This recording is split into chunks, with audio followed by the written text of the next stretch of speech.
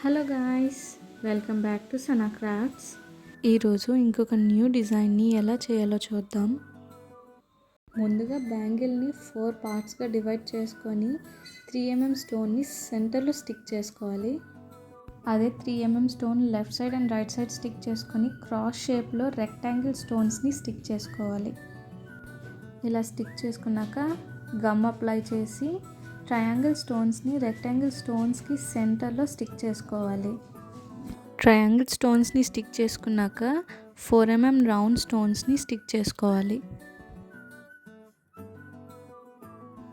3mm stones కూడా same ఇలానే stick చేసుకున్నాక ఈ డిజైన్ అనేది కంప్లీట్ అవుతుంది. రిమైనింగ్ 4 పార్ట్స్ కూడా ఈ డిజైన్ని ఇలానే ఇమిటేట్ చేసుకోవాలి. మీకు ఇలాంటి బ్యాంగిల్స్ కావాలంటే స్క్రీన్ మీద కనిపిస్తున్న నెంబర్ని కాంటాక్ట్ చేయండి.